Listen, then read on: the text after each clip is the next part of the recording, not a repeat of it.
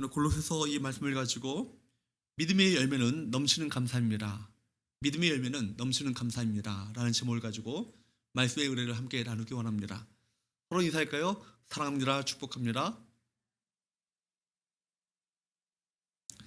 오늘 우리가 함께 드리고 있는 이 예배는 우리 맥주 감사주일 예배입니다. 상반기 동안 베푸신 은혜, 우리 삶 가운데 베푸신 은혜를 날마다 이 절기를 통해서 기억하고 감사해야 될 책임과 의무가 우리 모두에게 있는 것이죠. 이스라엘 백성들에게 특별히 하나님의 절기를 제정하셔서 절기를 통해서 감사하는 삶을 회복토록 하셨습니다. 그들이 바로 하나님의 은혜를 기억하고 하나님의 도우심 가운데 이 순간까지 왔음을 또 고백하며 하나님께 감사로 영광 돌리는 삶을 살도록 절기를 통해 이것을 가르치기 원하셨던 것이죠. 감사라는 것은 신앙의 중요한 주제예요. 어찌 보면 신앙 자체가 하나님의 은혜에 대한 감사, 이 신앙 자체가 그런 의미를 갖고 있다고 해도 과언이 아닙니다. 감사하는 자가 참 믿음의 사람이기 때문입니다.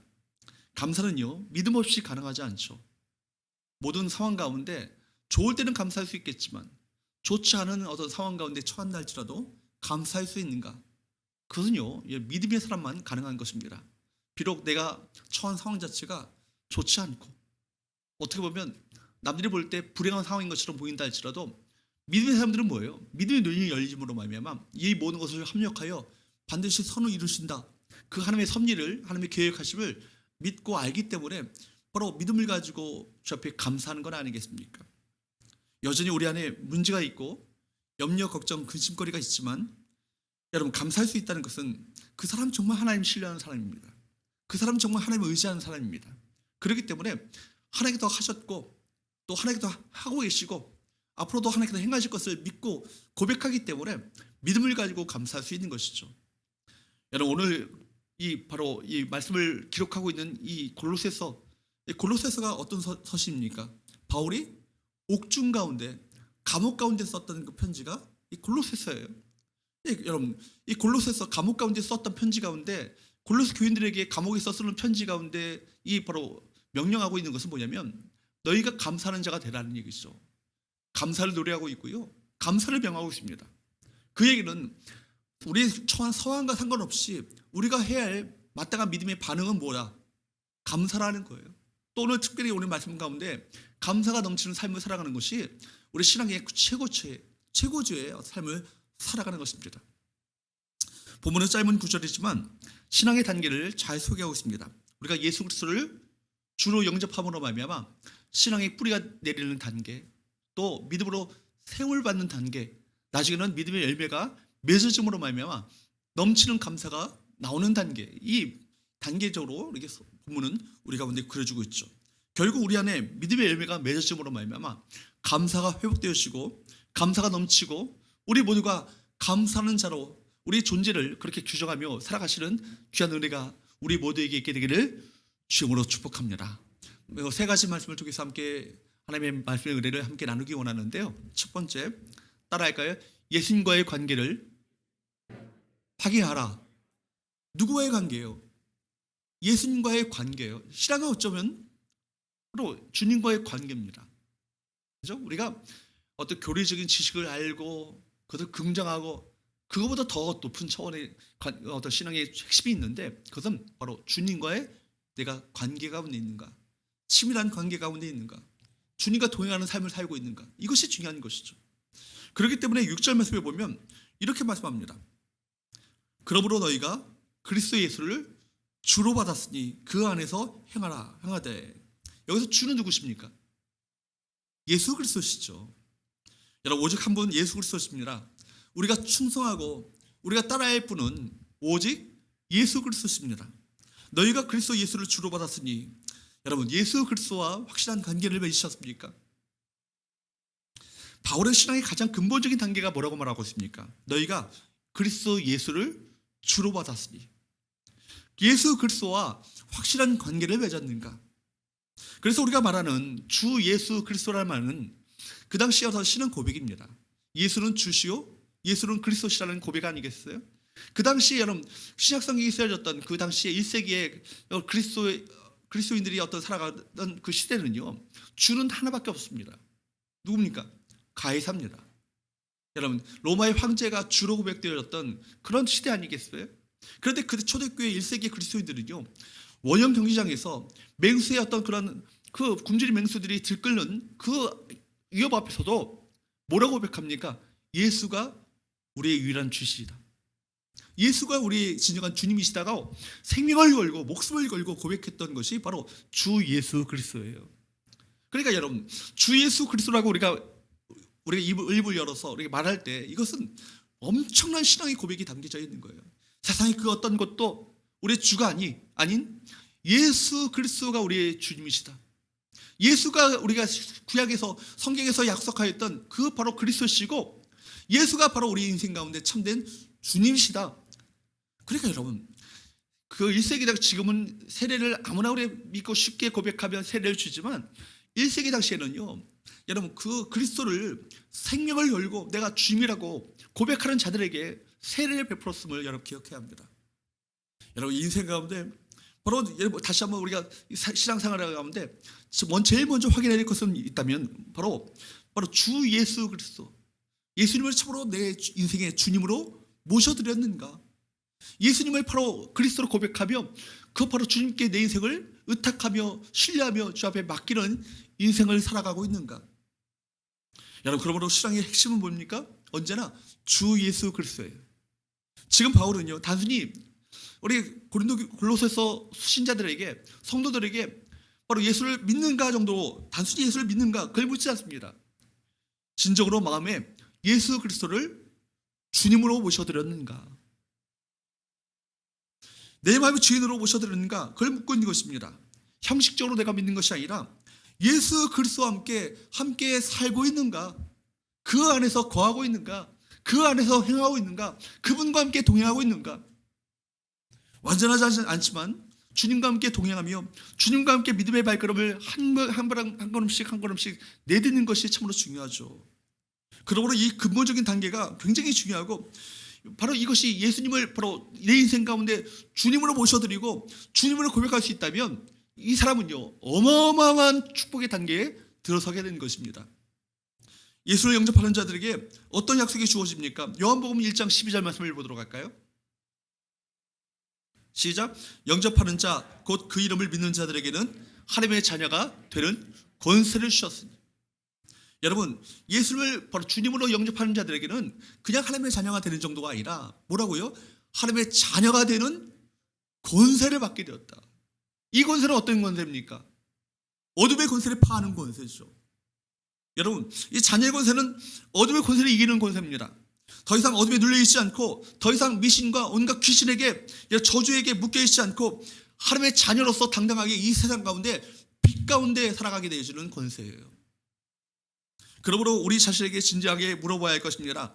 겉모양만 그리스도인이 아니라 진정으로 그리스도인, 문자 그대로 그리스도에게 사로잡힌 삶을 내가 살아가고 있는가?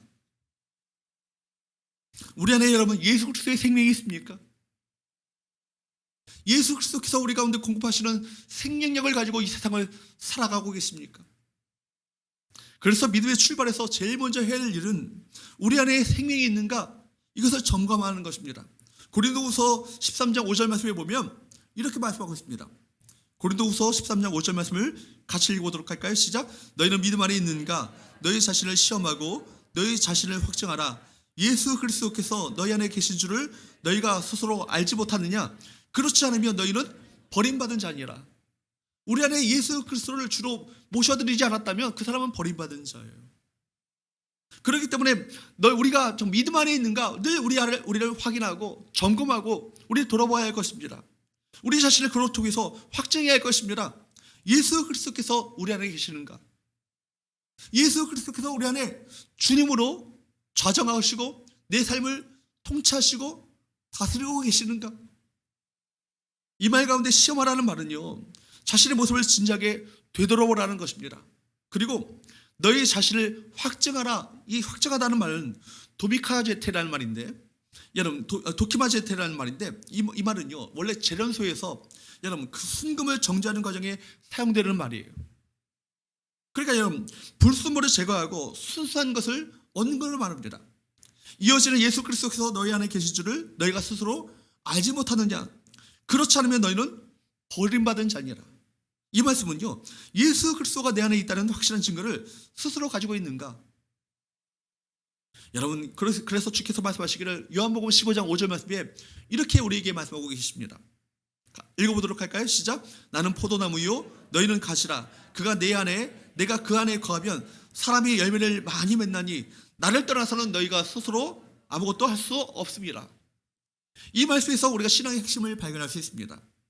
본문에서 우리가 무엇을 배워야 합니까?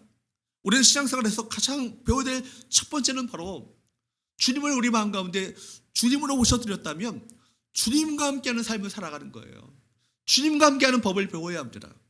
그 안에 거하는 법, 그 안에서 행하는 삶, 이것이 무엇인지를 여러분 배워 나가야 한다는 것입니다. 교회 와서요, 여러분 봉사하는 것부터 배워서는 안 됩니다. 주님과 함께는 하는 법을 먼저 배워야 합니다. 주님 안에 거하는 법을 배워야 합니다. 주님과 함께하는 법을 배우면 그 이후로는 주님께서 우리 인생을 책임져 주십니다. 이것은 몇 주간의 과정을 통해서 배우는 것이 아니죠. 주님과 함께하는 법은요, 날마다 삶을 통해서 조금씩 배워나가는 거예요. 그래서 우리 것이 훈련되어지고 체득화되어지고 체질화되어지고 우리 삶 가운데 배워지는 삶의 스타일 자체가 주님을 의지하고 주님을 신뢰하며 그 안에서 행하고 그분 안에서 거하는 삶을 살아가는 24시간 주님을 바라보며 주님과 동행하는 삶을 살아가는 것. 여러분, 예수님을 주로 받아들이게 되면, 모셔드리게 되면 우리는 주님과 연합이 이루어집니다. 그런데 예수님과 연합으로 끝나는 것이 아니죠. 예수님을 믿으면 예수님께서 우리의 몸 안에 들어오십니다. 그러나 여러분 들어오셨는데 그 다음에 뭐냐면 깊은 친밀함이 있어야 되는 거예요. 주님과의 접속이 있어야 합니다. 여러분, 연합만으로 되는 것이 아니죠. 풍성한 신앙생활을 하기 위해서는 여러분 깊은 교제가 있어야 한다는 것입니다. 그것이 붙어있는 것이죠.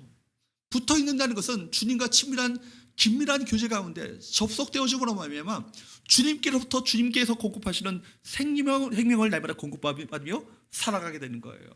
주님의 능력을 공급받게 되어지고 주님께서 주시는 생명을 공급받게 되어지고 주님 안에서 영적인 자양을 공급받음으로 말미암아 세상을 이기며 세상을 승리하며 세상 가운데 주께서 베푸시는 그 은혜 속에서 날마다 능력으로 승리하는 삶을 살아가는 것 아니겠습니까?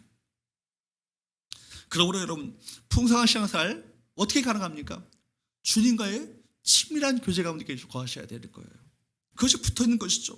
붙어있다는 것은 그리스도와의 깊은 결속, 깊은 관계, 깊은 친밀한 관계 가운데 들어가는 것입니다.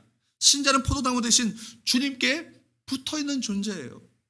우리는 신앙의 정체성을 그렇기 때문에 확실하게 붙잡아야 합니다. 나는 누구에게 붙어있는 존재인가? 나는 누구에게 소속된 존재인가? 예배가 뭐예요?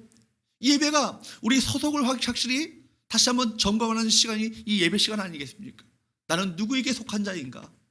세상에 속한 자가 아니라 우리는 하나님께 속한 자이다. 나의 정체성이 무엇인가를 확인하는 자리가 어떤 자리예요? 이 예배 자리예요. 이 예배를 통해서 나는 누구의 자녀인가? 누구의 백성인가? 누구의 통참을 받는 자들인가? 이것을 확인하는 자리가 이 예배 자리입니다. 그러므로 여러분 우리 신앙의 정체성을 확실하게 붙잡으시고 세상 가운데 나가게 될 때 여러분 세상에 눌리지 않고 세상에 여러분 패배당하지 않고 승리하는 삶을 살아가게 되는 건 아니겠습니까? 끊임없이 일어나는 모든 일들 속에서 주님을 인정하고 주님을 신뢰하며 주님을 바라보는 삶을 살아야 될 줄로 믿습니다. 24시간 주님과 동행하며 주님을 바라보는 삶을 살아야 되는 거예요. 이것이 믿음이죠. 이것이 신앙생활이에요. 여러분 신앙에서 무엇이 가장 크게 보이십니까? 여러분의 가정, 여러분 자녀, 여러분 직장 하시는 모든 일들 참 중요하죠. 그러나 그것보다 더 누가 우선이 되어야 합니까? 예수님이 우선입니다. 왜냐하면 예수님을 놓치면요 다른 것을 다 잃어버리게 되기 때문입니다. 모든 것은 단편하죠. 여러분 영원한 것은 없습니다. 영원한 것은 오직 주 예수 그리스도 한 분뿐입니다. 오직 예수님에게만 초점을 맞추시는 저와 여러분 되시기를 축복합니다. 예수님과의 친밀한 관계 가운데 살아가심으로 말미암아 여러분의 믿음의 영적 성장이 이루어지는 귀한 은혜가 우리 모두에게 있게 되기를 예수 그리스도의 이름으로 축복합니다. 두 번째로 따라할까요? 예수님 안에 뿌리 받고 세움을 받아야 한다. 여러분 예수님 안에 뿌리를 받고 세움을 받으셔야 해요. 7절 상반절 말씀을 보도록 할까요? 그 안에 뿌리를 박으며 세움을 받아. 그 안에 뿌리를 박으며, 한번 영접한 것으로 끝나는 것이 아니에요. 뿌리를 계속해서 믿음의 뿌리를 내려야 한다는 거예요. 뿌리를 내리기까지는요, 이거 쉬운 일이 아니에요. 여러분, 그 밑에 흙이 있고 단단한 흙이 있고 때로는 바위까지도 쪼개면서 뿌리를 내려나가야 합니다. 그러니까 여러분, 이 뿌리 내린다는 것은요, 매 순간 우리 모두가 영적인 믿음의 싸움을 하는 걸 말해요. 믿음으로 살아가고, 믿음으로 선택하고, 믿음으로 결단하고, 믿음으로 주님을 의지하고, 믿음으로 주님을 신뢰하며, 믿음으로 주님을 기대하며 살아가는 것을 말합니다. 여러분, 이것이 믿음의 뿌리를 내리는 것이죠. 뿌리라는 것이 굉장한 강력한 이미지를 갖고 있습니다. 뿌리를 내리는 한계가 참으로 중요하죠. 뿌리에는 생명이 있습니다. 뿌리가 없으면 생명이 없죠. 내 신앙에 뿌리가 있는가? 정말 이것은 중요한 문제 아니겠습니까? 뿌리가 있는 신자는요, 뿌리가 있는 신자는 세상에 어떤 풍파가 몰아닥친다 할지라도 요동치 않아요. 흔들리지 않아요. 뿌리가 있는 신자는요, 어려운 시험을 당해도 꿋꿋이 버텨냅니다. 뿌리 견고하게 박았다면 쉽게 무너지지 않죠. 우리 아이들, 우리 청소년들, 우리 청년들이 이 여름 행사를 통해서 얻어야 될 것은 다른 것이 아니에요. 성경 지식을 쌓는 것 중요하죠. 필요합니다. 그러나 그보다 더 중요한 것은 누구를 인격적으로 만나는 거예요? 예수님을 인격적으로 만나야 돼요. 예수님을 인격적으로 만남으로 말미암아 그들의 인생의 비전이 달라지는 거예요. 그들의 가치관이 달라지는 거예요. 세계를 바라보는 세계관이 달라지는 거예요. 그로 말미암아 정말 주님 닮은 사람으로 거듭나는 것, 빚어지는 것, 이것이 이 여름 행사를 통해서 우리가 기대해야 될 것 아니겠습니까? 믿음의 뿌리를 예수님께 계속해서 내리도록 해야 합니다. 그리고 계속해서 예수님 안에 견고하게 뿌리를 박아야 하는 것입니다. 뿌리가 중요하죠. 여러분, 뿌리가 없는 식물에 물을 준다면 어떻게 될까요? 썩고 말아요. 여러분, 잘하는 것이 아니라 썩게 됩니다. 성경 지식을 많이 갖는 것도 필요하지만 그 지식이 우리를 변화시키지 않습니다. 그리스도를 만나고 그분과의 관계를 통해서 내 인격의 변화, 성품의 변화, 가치관의 변화, 세계관의 변화, 비전의 변화가 우리 가운데 일어나야 되는 거예요. 우리가 오후 예배 때마다 우리가 이렇게 살펴보고 있는 목적이 이끄는 삶이잖아요. 목적이 이끄는 삶. 이 목적은 내 목적이 아니에요. 주님의 목적이에요. 주님의 목적과 주님의 비전과 주님의 섭리와 주님의 계획이 내 인생을 이끌어갈 때 그것이 참으로 복된 삶인 것입니다. 사랑하는 여러분, 아래로는 뿌리를 받고 위로는 견고하게 세움을 받아야 합니다. 뿌리가 아래로 내려졌다면 위로는 나무가 자라나야 하는 것이죠. 올곧게 자라나야 합니다. 나무가 자라갈 때 여러분, 올곧게 하늘 향해서 뻗어나가기 위해서는 어떻게 합니까? 가지치기가 필요합니다. 가지치기가 필요하죠. 요한복음 15장 2절 말씀을 보십시오.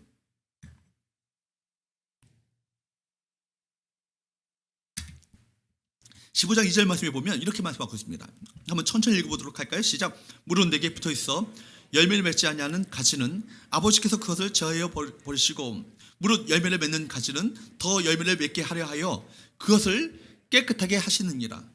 여기서 깨끗하게 한다는 것은요, 가지치기를 말합니다. 가지치기. 우리 안에 죄성과 욕망의 옛 자아가 있잖아요. 시퍼렇게 살아있잖아요. 여전히 제 안에도 있습니다. 항상 이것이 요동치고 있기 때문에 늘 이것을 정화 작업을 해야 되는 것이죠. 바울의 다른 표현을 보면 나는 죽고, 그죠? 나는 매 순간 죽는 거예요. 그죠? 이것이 가지치기가 되지 않으면, 그대로 둔다면 열매를 맺을 수 없기 때문에 농부는 가위를 들고 과감하게 자릅니다. 자라는 행위 자체는 나무에게 있어서 엄청난 상처고 엄청난 고통이지만 나무가 제대로 자라기 위해서는 이 과정이 필요한 것이죠. 하나님께서는 우리를 성장시키기 위해서 가지치기라는 도구를 사용하시는데 이 가지치기가 무엇입니까? 고난이에요. 고난은 우리의 삶을 힘들게 하지만 하나님께서는 그 고난을 사용하셔서 우리를 바르게 자라도록 이끌어 가십니다. 히브리서 5장 8절 9절 말씀을 보십시오. 그가 아들이면서도, 그가가 누구십니까? 누구시죠? 예수님이시죠.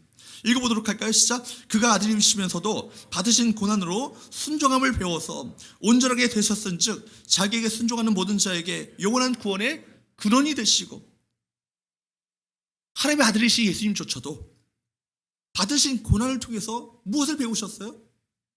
무엇을 배우셨다고요? 순종을 배우셨다. 순종을 배우심으로 말미암아 그분이 온전하게 되시는 거예요. 아버지 하나님께 대한 순종을 고난을 통해서 배우셨다는 얘기입니다. 순종은 저절로 체득되는 것이 아니에요. 순종은 배워야 될 거예요. 무엇을 통해서 순종을 배우게 될까요? 고난 가운데 인내하고, 고난 가운데 버텨내며, 고난 가운데 하나님의 약속을 바라보고, 하나님을 기대하며, 하나님을 신뢰하며 믿음의 싸움을 해나가는 거예요. 그걸 통해서 바로 고난 가운데 아버지 하나님께 순종함을 배워나감으로 말미암아 9절 말씀에 보니까 어떻게 되신다고요? 온전하게 되셨은즉. 주님은 하나님의 아들이시지만 고난으로 순종함을 배우셔서 온전하게 되셨습니다. 하나님은 고난을 통해서 우리를 온전한 길로 이끄십니다. 세상 사람들은 고난이 오면 그것이 불행이라, 절망이라 그렇게 이야기하지만 그리스도에게서 찾아온 이 고난은요, 우리를 하나님의 자녀로, 하나님의 백성으로 빚어가시는, 성숙해 하시는 하나님의 도구인 것입니다. 그러므로 야고보서 1장 2절에서 4절까지 말씀, 여러분 잘 아시는 말씀이죠? 한번 천천히 읽어보도록 할까요? 시작. 네 형제들아, 너희가 여러 가지 시험을 당하거든 온전히 기쁘게 여기라. 여기까지. 여러분, 우리가 이 여러 가지 시험에 대한 반응이 어떠해야겠습니까? 어떻게 해야 될까요? 온전히 기쁘게 여기시라는 거예요. 시험 자체가 여러분을 망하게 하는 것이 아닙니다. 고난 자체가 여러분을 망하게 하는 것이 아닙니다. 이 시험 뒤에는 하나님의 어마어마한 계획이 있어요. 우리를 온전하게 만드시고자 하시는 하나님의 놀라운 섭리가 그 배후에 있다는 것입니다. 그것을 아는 자, 그것을 바라보는 자, 믿음의 눈이 열려짐으로 말미암아 그것을 깨닫게 되어주는 자, 그 자들은 어떻게 될까요? 어떻게 반응할까요? 온전히 기쁘게 여기는 거예요. 여러 가지 시험이라는 것은 한 가지 시험이 아니에요. 여러 가지 시험이 복합적으로 다가올 때 여기에 버텨낼 재간이 있는 사람들은 아무 인간의 힘으로 가지고는 버텨낼 수가 없는 거예요. 믿음의 사람들만이 하나님을 신뢰함으로, 하나님을 의지함으로 그 고난을 견뎌낼 수 있는 건 아니겠습니까? 도리어 어떻게 합니까? 온전히 기쁘게 여깁니다. 3절 말씀을 계속 볼까요? 시작. 이는 너희 믿음의 실현이 인내를 만들어내는 줄 너희가 알미라. 이는, 여러분 왜 우리가 온전히 기쁘게 여겨야 합니까? 믿음의 실현이 우리를 어떻게 하신다고요? 우리 안에 인내의 성품을, 인내라는 고귀한 성품을 우리 가운데 심어주신다는 얘기예요. 인내를 갖게 된다면 4절 말씀을 계속 볼까요? 시작. 인내를 온전히 이루라. 이는 너희로 온전하고 구비하여 조금도 부족함이 없게 하려 함이라. 그 사람이 인내할 수 있다면, 시련 가운데 절망하고 불평하며 낙심하며 누구 탓하며 비난하는 것이 아니라 그 가운데 온전히 기쁘게 여기면서 하나님을 기대하는 마음을 가지고 주님을 의지하며 신뢰하며 믿음을 가지고 꿋꿋이 그 믿음의 길을 걸어갈 수 있다면 그 사람은 어떤 사람이에요? 온전한 사람이 되는 거예요. 주께서 기대하시는 그 성품으로 빚어지게 되는 것입니다. 믿음은요, 그렇기 때문에 시련의 과정을 거쳐요. 시련을 통해서 우리를 더 완전한 모습으로 나아가도록 만드십니다. 고난은 성숙에 이르게 하는 매우 중요한 요소예요. 하나님은 고난을 통해서 우리를 다듬어 가십니다. 고난을 통해서 어떤 사람으로 변화시켜요? 순종의 사람으로 변화시키는 거예요.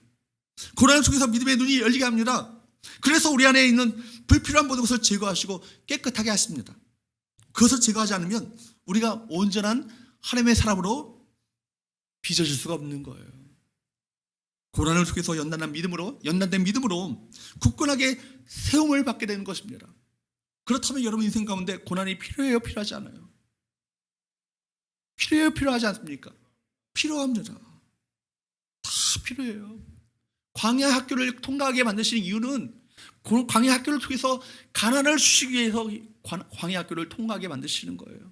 그들이 바로 그 가난이라는 엄청난 하나님의 그 복을 주시기 위해서, 복을 받을 만한 그릇으로 빚어가시기 위해서, 그걸 잘못 줬다가는, 광야 학교를 통과하지 않고 그 복을 줬다가는 그때 교만해져서 하나님과 멀어질 수 있거든요. 내 힘을 가지고, 내 능력을 가지고 내가 이것을 내가 취득하는 것처럼, 채택하는 것처럼 생각하기 때문에 그들에게 이 복을 받을 만한 그릇으로 먼저 빚어가도록 만드시는 그 이유가 거기 있다라는 거예요.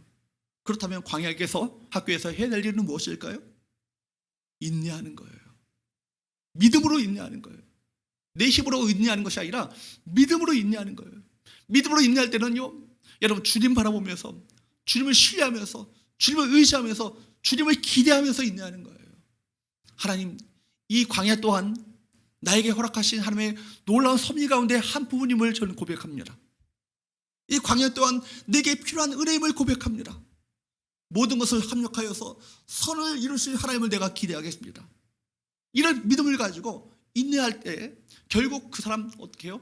하나님의 사람으로, 온전한 사람으로 빚어지는 놀라운 역사가 나타나게 되는 것입니다. 그러므로 여러분, 바울은요, 고린도 교회 성도들에게 자신이 아시아에서 받았던 환난에 대해서 이야기하고 있습니다. 고린도후서 1장 8절 9절 말씀을 보십시오.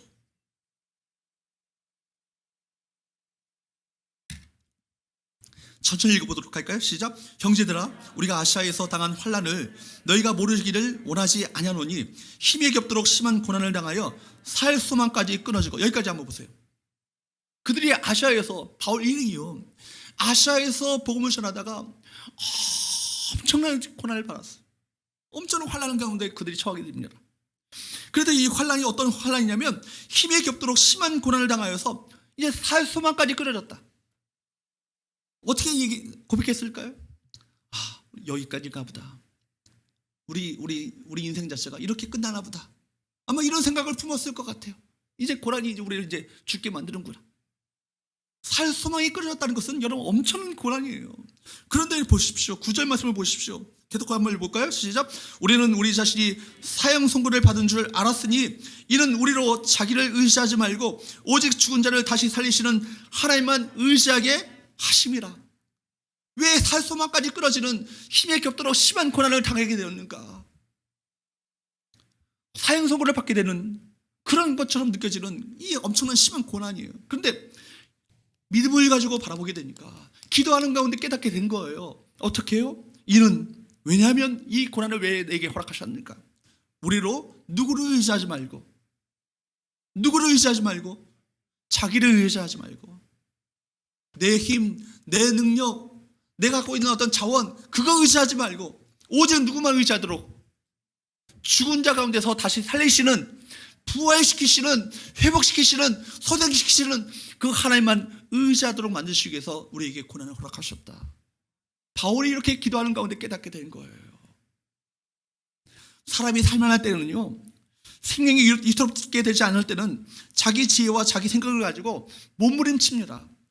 말 그대로 발버둥이죠. 그는 아직도 자기를 붙들고 있는 자이죠. 그러나 살 가능성이 조금 1도 남아있지 않을 때, 이제는 이렇게 끝나는구나, 절망 가운데 처하게 될 때, 그때 인간은요, 어쩌면 가장 진솔하게 누구를 찾게 됩니까? 하나님을 찾게 되는 거예요.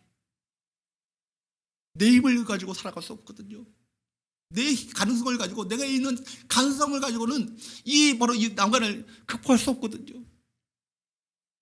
그래서 살 소망이 끊어지는 절망이 인간에게 때때로 필요한가 봅니다. 그런 지경에 처해봐야 가장 순수한 믿음으로, 정말 순전한 믿음을 가지고, 온전한 믿음을 가지고 창조주 하나님을 부르시어 그분께 은혜를 구하는 것 아니겠어요? 그분의 도우심을 구하게 되는 것 아니겠습니까?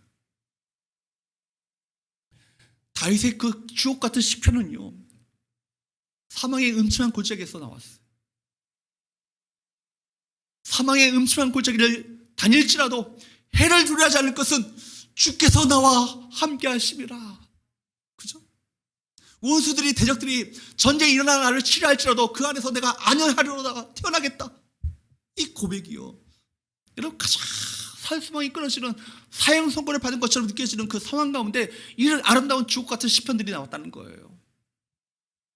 그때 다윗의 영혼은요, 순수했어요. 그때 다윗의 영혼은 더 정결하게 주 앞에 나갈 수 있었습니다. 그래서 다윗이 무너질 때는 언제예요? 모든 것을 다 이뤘고, 내가 모든 것을 다 갖췄고, 나라도 부강해졌고, 이제 모든 내가 전쟁에 내가 친히 안 나가도 부하들이 나가서 친히 싸워서 승리할 수 있을 거라 생각하니까 궁전 옥상을 걷다가 넘어지는 거 아니에요? 고난이 축복이에요.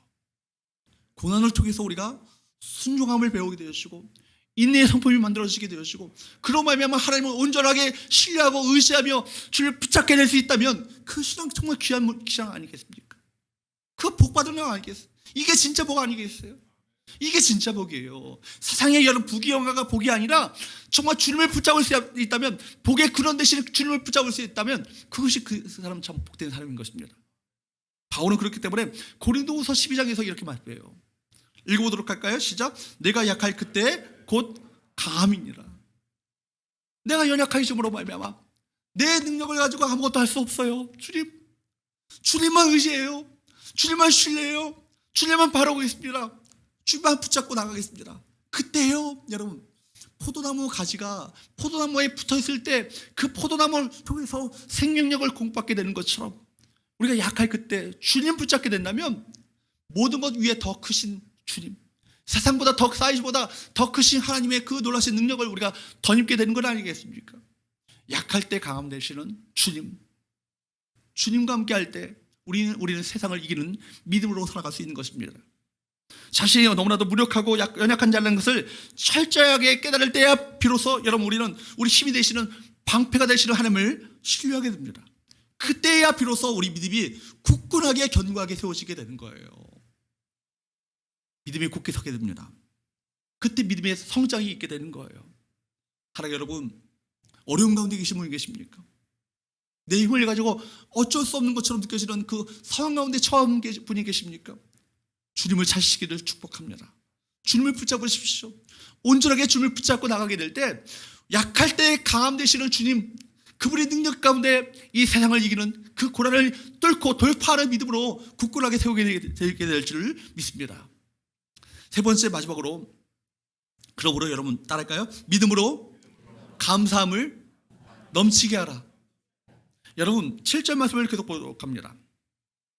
시작. 그 안에 뿌리를 박으며 세움을 받아 교훈을 받은 대로 믿음에 굳게 서서 감사함을 넘치게 하라.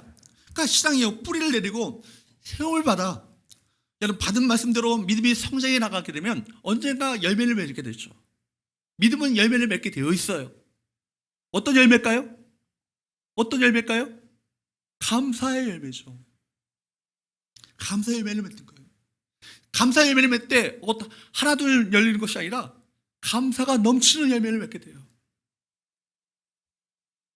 다시 한번 7절 하반절 말씀에 보면 믿음에 굳게 서서, 믿음 위에 굳게 서서 감사함을 넘치게 하라.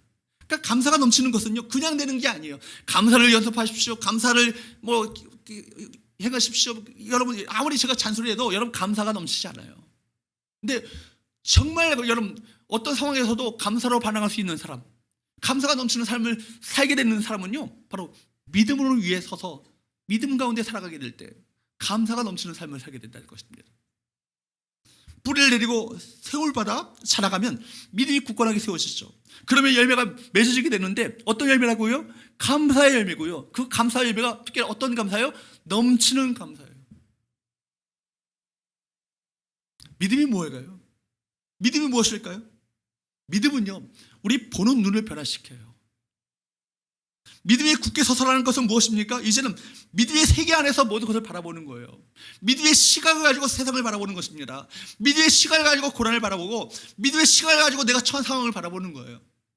이게 믿음이에요. 가장 성숙한 그리스도인의 삶, 믿음이 변화된 삶, 영성의 최고전은 무엇입니까? 고든 맥도날드 목사님은 영성의 최고전은 바로 감사가 넘치는 삶이라고 말했어요. 감사가 넘치는 삶, 이게 영성의 최고조예요. 신앙의 성숙은요, 결국 신앙의 성숙은 여러분 내 인생 가운데 원망과 불평을 버리고 누구를 탓하고 비난하는 것을 버리고 여러분 감사로 반응하는 삶이 신앙의 성숙한 삶이에요. 여러분 고든 맥도날드 목사님이 아까 말씀드린 것처럼 하나님의 축복하시는 삶이라는 책에서 어떤 노인이 되고 싶은가라는 질문을 던집니다. 그리고 그 질문에 대해서 대답으로 머릿속에 맨 처음 떠올랐던 단어는 감사였다고 합니다. 그래서 맥도날드를 말하기를 감사의 특성은 탁월한 영혼의 핵심을 이루는 것으로서 영성생활의 가장 극치는 뭐다? 감사가 넘치는 삶이다. 특히 오늘 본문에는 그냥 감사가 아니고 뭐라고요?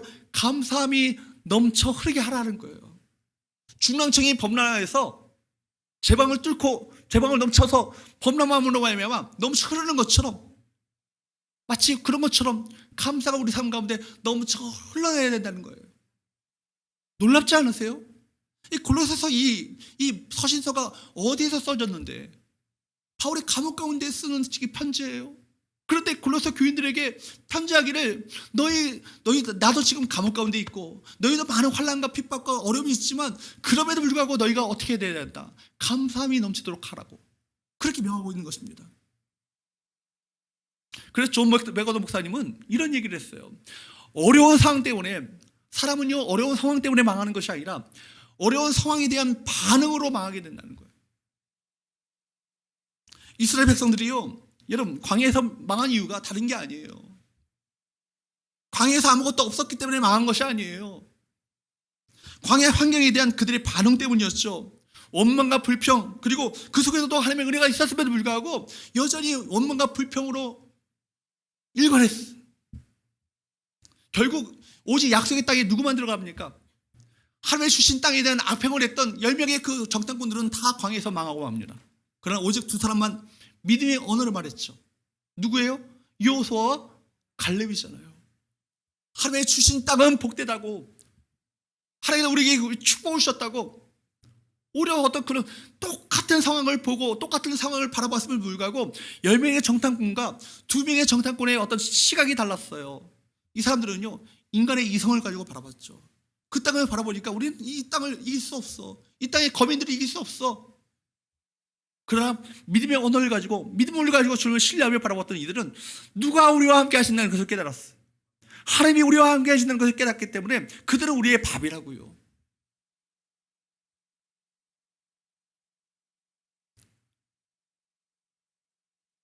여러분 감사가 흘러넘쳐 모든 상황에 대해서 감사로 반응하는 것이 참 중요합니다. 이 감사라는 말 자체가 히라보로 유카리스트라는 말인데 유라는 것은 참 좋은이라는 뜻이에요. 선한 좋은. 그리고 카리스의 그 어근은 카리스라는 말이 있어요. 카리스 들어보셨죠? 카리스가 뭐예요? 은혜잖아요. 은혜. 그러니까 감사라는 것은요 하나님께서 우리 가운데 베푸신 은혜에 대한 믿음의 반응이 감사예요. 모든 것이 은혜. 우리가 요즘에 그 많은 성도들이 즐겨 듣는 그 찬양이 있잖아요. 은혜. 모든 것이 은혜였어. 그죠? 내 힘으로 된 거 하나도 없고 내 능력으로 된 건 하나도 없고 내가 이 순간까지 이 자리까지 이르게 된 것은 전적인 하나님의 은혜입니다 라고 고백하는 것이 이게 뭐예요? 이게 감사예요. 그러므로 모든 것이 내 힘으로 된 것이 아니고 내가 힘써서 된 것이 아니라 하나님의 은혜임을 믿음으로 깨닫게 될 때 믿음의 반응이 뭐라고요? 감사가 나오는 것이고요. 감사가 넘치게 되는 것입니다. 신자와 불신자의 차이가 뭐예요? 신자는 복받고 불신자는 망합니까? 물론 종국이 그렇게 되죠. 그러나 현실 속에서 세상 속에서 똑같이 고난당하고 똑같이 문제가 있고 똑같이 형통하지 않은 정말 고통의 순간을 똑같이 걸어요. 이 세상은 이 고통이 가득한 세상이기 때문에 세상 사람들이 겪는 일들이 우리에게 동일하게 일어납니다. 신자라고 사업에서 실패하지 않습니까? 신자라고 암을 걸리지 않아요? 똑같이 우리에게 또 동일한 불행이 찾아와요. 그러나 삶의 현실은 똑같지만 그것에 대한 반응이 다르잖아요. 불신자들은 어떻게 합니까? 그 속에서 여러분 절망합니다. 그 속에서 염려 근심하죠. 원망 불평을 쏟아냅니다. 누군가를 탓하고 비난합니다. 그러나 여러분 전혀 다른 삶을 살게 됩니다. 누구는요? 믿음의 사람들은 그 상황에 대해서 어떻게 반응할까요? 감사로 반응하게 돼요. 여러분 어떻게 감사할 수 있습니까? 이 어려운 상황조차도 하나님의 선하신 계획 있고 결국 마침내 선을 이루시는 하나님의 은혜가 있음을 믿는 자들에게 무엇이 터져나오는 거예요? 감사가 터져나오는 거예요. 여러분 조서의 어인이 찍힌 것을 알고도 다니엘은 예루살렘을 향해서 열린 창을 두고 하나님께 기도하며 감사하였더라. 바울과 실라가 여러분 빌립보 감옥에 갇힘으로 말미암아 심한 매질을 당하고 매질이라는 것은 엄청난 매질이라는 것은 이 매질은 예수께서 그 채찍을 맞으셨던 것처럼 그렇게 큰 엄청난 매질을 당했을 거예요. 너덜너덜 피투한 성이가 되어지는 이 몸을 안고 감옥 가운데 갇히게 되었습니다. 거기 보통 사람들은 어떻게 생각하겠어요? 하나님께 대해서 내가 이렇게 헌신했는데 고작 하나님께서 나에게 응답하신 것이 바로 이런 고난입니까? 원망하고 불평할 수 있잖아요. 근데 바울과 신라는요, 그 속에서 어떻게 했어요? 믿음을 가지고 하나님을 기대하는 거예요. 믿음을 가지고 하나님을 신뢰하는 거예요. 그러니까 하나님을 찬송하고 기도하였더라, 감사하였더라. 그것은 바로 어떤 자들이만 가능해요? 예수 그리스도께 믿음의 뿌리를 내리고 세월 받아 믿음의 눈이 열려진 사람들만이 가능한 믿음의 삶 아니겠습니까? 여러분, 믿음의 삶의 중요한 표현이 감사해야 합니다. 감사가 넘친다는 이 말은요, 현재 시제예요. 과거 한때 내가 감사가 넘쳤던 것도 아니고 지금도 앞으로도 계속해서 감사가 넘치는 삶을 살겠다는 것 아니겠습니까? 계속해서 흘러넘치는 거예요. 무엇이요? 감사가 흘러넘치는 거예요. 감사가 일시적인 현상이 아니라 배어있는 모습이죠. 우리 삶의 스타일로 완전히 배어있는 모습이에요. 삶의 자세 자체가 감사가 넘치는 삶이에요. 그래서 데살로니가전서 5장 18절 말씀에 보면 이렇게 말씀합니다. 시작. 범사에 감사라, 이것이 그리스도 예수 안에서 너희를 향하신 하나님의 뜻이니라. 이 범사에는요, 좋은 것만 있지 않잖아요. 아까 말씀드렸던 것처럼 힘이 겨운 고난을 받고 사회소망이 끊어지고 사형 선고를 받은 것처럼 느껴지는 상황이 닥칠지라도 그 안에서 우리가 어떻게 합니까? 감사하라, 이것이 그리스도 예수 안에서 너희를 향하신 하나님의 뜻이 바로 그것이다. 어떤 상황 가운데 처한다 할지라도 너희가 감사로 반응할 수 있다면 이것이 내가 원하는 내 뜻이다. 내 뜻을 너희들이 순종함으로 온전하게 되는 것이다. 이렇게 말씀하시는 거예요. 핵심은 뭐예요? 범사예요. 범사. 좋은 것에만 우리가 감사로 반응하는 것은요, 세상 사람들도 다해. 믿지 않는 사람들도 감사하다고 얘기해요. 그러나 믿는 자들의 어떤 감사의 차원이 다른 감사는 어떻게 가능할까요? 범사에 있는 거예요. 범사. 범사에서도 너희가 감사할 수 있는가? 여러분, 감사가 넘치게 하라는 이 말씀은요, 시간에 따라 사건에 따라 감사하는 것이 아니라 감사의 영성을 말해요. 감사의 믿음을 말합니다. 어떻게 이것이 가능할까요? 신앙이 어릴 때는요, 신앙이 아주 어릴 때는요, 가능하지 않아요. 한번 보세요. 불평과 원망이 늘 끊이지 않고 누군가를 탓하고 비난하는 사람들이 끊이지 않는 사람을 보면 아직도 신앙이 초보예요. 그 10수년이 되고 20년이 되고 30년이 되고 심지어 50년, 60년 신앙생활을 했음에도 불구하고 신앙이 자라지 않은 사람은요, 늘 이술에 누군가를 비난하고 비판하고 늘 불평하며 원망하는 것이 끊이지 않아요. 근데 여러분, 신앙의 성숙의 단계가 뭐라고요? 감사라고요. 신앙이 어리면 자식에게 일어난 일에 대해서 해석이 안 되잖아요. 왜 이런 사람을 날 붙여주셔서, 이 목장 가운데 이런 사람을 붙여주셔서 날 힘들게 하지? 이런 불평이 나올 수 있는데, 하나님께서 이 사람을 품고 그 사람을 위해서 기도하고 그 사람을 용서하고 용납하고 품어주는 것, 이것이 하나님의 뜻이라는 것을 깨닫게 되는 순간 그 사람조차도 뭐예요? 감사로 반응하게 되는 거예요. 저희 우리 아이들 아시잖아요. 두 아이 다 장애가 있고 발달장애가 있는 아이들. 믿음의 눈이 열려지지 않으면 이 아이들이 주신 하나님에 대해서 늘 불평하고 원망할 거예요. 근데 믿음의 눈이 열려지게 되니까 이 아이들이 축복이에요. 너무나 축복이에요. 이 아이들 때문에 더 주님 앞에 가까이 나갈 수 있게 되었고, 이 아이들 때문에 이 아이들이 미래를 주님 앞에 맡겨드리는 믿음이 내 안에 조금씩 성장하게 되는 거예요. 여러분, 그러므로 염려할 수 있는 문제조차도 하나님을 신뢰함으로, 여러분 하나님께 맡겨드림으로 감사할 수 있는 것 아니겠습니까? 빌립보서 여러분 4장 6절 7절 말씀, 여러분 잘 아시는 말씀이시죠? 읽어보도록 할까요? 시작. 아무것도 염려하지 말고 다만 모든 일에 기도와 간구로 너희 구할 것을 어떻게 하려라고요? 감사함으로 하나님께 하려라. 그리하면 모든 지각에 뛰어난 하나님의 평강이 그리스도 예수 안에서 너희의 마음과 생각을 지키시리라. 여러분, 핵심은 뭐예요? 염려 대신에 무엇으로? 감사로. 염려하면서 그래도 기도하는 거, 그래도 잘하는 거예요. 염려하면서라도 기도한다면 그 사람 잘하는 거예요. 그러나 여러분, 주께서 원하시는 것은 염려 대신에 무엇으로? 감사로 하나님께 아뢰기를 원하시는 거예요. 여전히 염려할 수 있는 문제가 있잖아요. 여전히 해결되지 못한 염려의 문제가 내 안에 상존해 있잖아요. 그럼에도 불구하고 어떻게 감사할 수 있죠? 믿음으로 감사할 수 있는 거예요. 감사를 선택하는 것은 믿음의 문제예요. 영적 전쟁입니다. 여러분 보십시오. 영적 전쟁이 어디서 일어나요? 우리 마음과 생각과 입술에서 영적 전쟁이 벌어져요. 똑같은 여러분 실현의 문제가 여러 가지 시험을 당하게 돼요. 많은 문제가 닥치게 돼요. 그때 믿음이 없는 사람들, 마귀에게 지는 사람들, 마귀에게 패배당한 사람들, 마음 뺏기고 생각 뺏기고 입술의 언어 가운데 불평과 원망과 믿음의 불신앙의 언어들이 쏟아져 나오는 겁니다. 그러면요 어떻게 돼요? 마귀에게 지는 건 아니겠어요?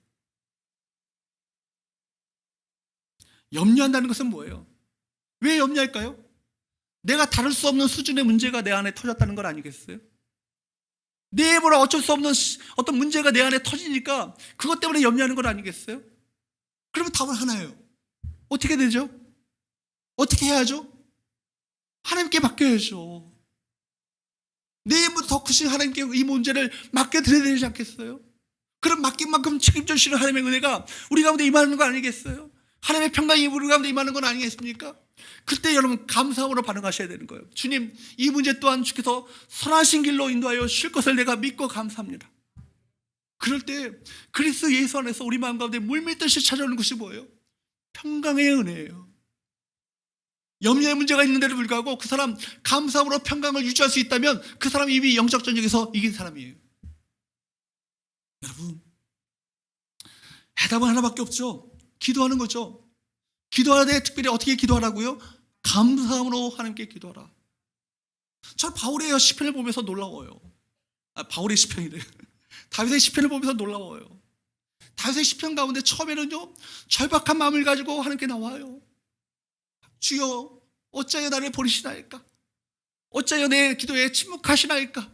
뭐 이렇게 나오는데 나중에 보면요 하나님을 찬양하며 주께서 이 모든 일을 행하셨나이다 이렇게 나오거든요. 행한 게 아니에요. 아직 지금 이 일이 좀 끝난 게 아니라고요. 그런데 마음 가운데 확신이 뭐예요? 주께서 행하실 것을 믿음의 눈을 가지고 바라보는 거예요. 그러니까 다 찬양이 터져 나오는 건 아니겠어요? 감사가 터져 나오는 건 아니겠어요? 이걸요 다윗의 그 시편의 어떤 이 용법을요 예언적 과거형이라고 그래요. 예언적 과거형. 앞으로 되어질 일을요 과거 일처럼 이미 주께서 행하신 것처럼 이미 믿음을 가지고 선포하고 선언하고 나가는 건 아니겠어요? 이미 영적 쪽에서 이긴 거죠. 여러분, 우리가 염려하게 되는 이유는요 눈에 보이는 것에 집중하고 있기 때문입니다.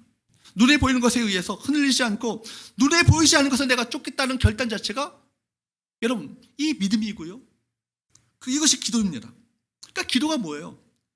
기도할 때 어떻게 우리가 눈을 감지 않습니까? 왜 이렇게 눈을 감아요? 눈에 보이는 것을 보지 않겠다는 결단 아니겠어요? 눈에 보이는 것을 보지 않고 눈에 보이지 않는 하나님께 집중하겠다는 것이 눈을 감고 기도하는 건 아니겠어요? 히스기야가 여러분 내 생애가 이제 얼마 남지 않았다고 이제 곧 죽는다고 선언을 받았을 때 그거 어떻게 합니까? 면벽 기도를 하잖아요. 벽을 바라보면서 기도하잖아요. 내가 다른 거 바라보지 않겠습니다. 오직 누구만 바라보겠습니다. 하나님만 바라보겠습니다. 귀한 믿음의 태도죠. 눈에 보이는 것에 눈을 감고 눈에 보이지 않는 하나님께 집중하게 될 때 우리 감사가 터져 나오는 거예요. 하나님께서 하셨습니다. 하나님께서 하고 계십니다. 하나님께서 하실 것입니다. 믿음을 가지고 바라보는 건 아니겠어요? 기도란 그렇기 때문에 하나님께 대한 기대요, 하나님께 대한 소망이요, 하나님께 대한 신뢰요, 하나님께 대한 의지예요. 여러분 믿음의 삶이란 무엇입니까? 눈에 보이는 것이 아니라 눈에 보이지 않는 것을 따르는 것이 믿음의 삶이에요. 눈에 보이지 않는 세계를 보는 눈이 열려지는 거예요. 보이지 않는 눈의 세계가 영적인 세계가 열려지는 것이 바로 믿음이 아니겠습니까? 그러니까 여러분 믿음은요 오감의 세계를 벗어나요. 우리 지각을 초월한다고요. 그래서 오늘 빌립보서 말씀에서 4장 7절 말씀에도 모든 지각에 뛰어난 것은 우리 오감을 초월한 하나님의 평강이 그리스도 예수 안에서 무엇을 지킨다고요?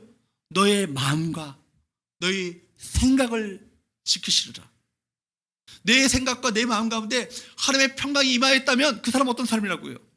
이미 영적 전쟁에서 승리한 사람이에요. 그 사람이 정말 감사할 수 있어요. 그 사람이 정말 감사가 넘치는 삶을 할 수 있습니다. 그리고 감사로 반응하는 삶을 할 수 있습니다. 우리가 기도하는 시간을 갖다 보면 내 눈이 하나님의 약속을 바라보게 됩니다. 현실은 가깝고 사실 약속이 멀게 느껴져요. 그런데 기도하는 동안에요 어떻게 해요? 하나님의 약속에 집중하다 보면 현실을 뛰어넘어 무엇을 붙잡게 되죠? 약속을 붙잡게 되는 거예요. 그러면 어떤 일이 일어날까요? 현실 상황보다 하나님의 약속이 내게 가까이 다가옵니다. 하나님 행하실 것을 믿고 신뢰하면서 주 앞에 맡겨드리게 되는 거예요. 감사가 넘쳐나게 되어지고 우리 마음과 생각에 우리 지각, 오감을 초월하는 하나님의 평강이 우리 마음 가운데 임하게 되는 것입니다. 감사로 기도하는 가운데 하나님의 평강이 찾아왔다면 그 사람은 어떤 사람이라고요? 영적 전쟁에서 어떤 사람이라고요? 승리한 사람이라고.